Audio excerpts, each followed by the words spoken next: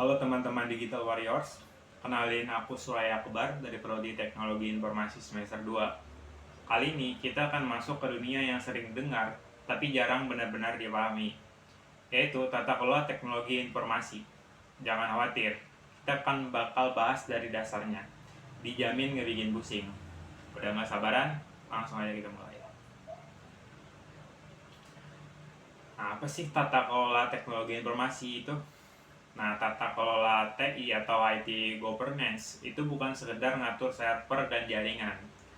Lebih dari itu, tata kelola teknologi informasi ini adalah kerangka kerja dan proses yang menjamin bahwa penggunaan TI mendukung tujuan dan strategis bisnis.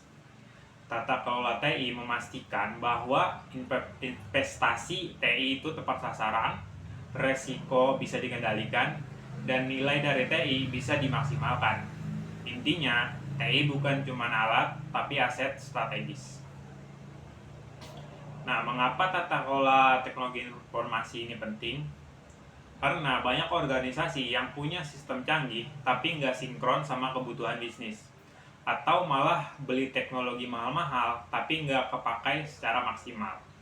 Nah, tata kelola TI hadir sebagai jembatan antara teknologi dan strategi organisasi. Kalau dijalankan dengan baik, itu dapat menghasilkan efisiensi yang jauh meningkat, resiko yang menurun, dan kepuasan stakeholder naik. Tata kelola TI itu mulai dikenal sejak era 1990-an.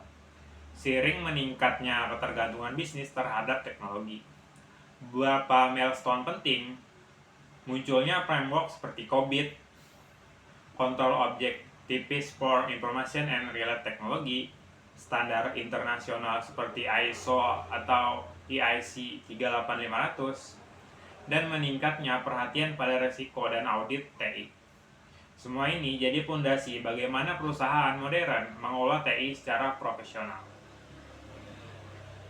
Nah, tata kelola TI itu luas, tapi secara umum mencakup beberapa aspek penting.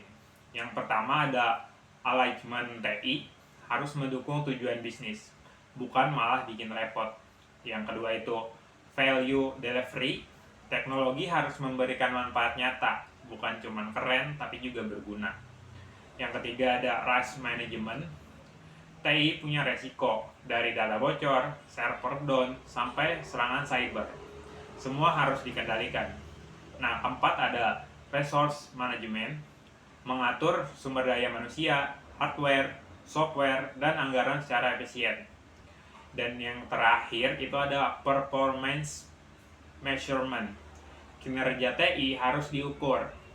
Kalau enggak, kita nggak tahu apa yang perlu diperbaiki. Framework populer yang membahas ini itu adalah COBIT 5. Nanti kita bahas di lebih lanjut di bab-bab berikutnya. Nah, jadi kesimpulannya teman-teman, tata kelola TI itu bukan cuma urusan teknis, tapi urusan strategis organisasi. Dengan pengolahan yang tepat, TI bisa jadi pendorong kemajuan, bukan beban. Kalau kamu mau kerja di dunia TI level enterprise atau bahkan jadi CIO, wawasan tentang tata kelola ini wajib hukumnya. Jangan lupa like, share, subscribe supaya nggak ketinggalan pembahasan bab berikutnya yang bakal makin seru dan aplikatif. See you, digital leaders. Bye-bye.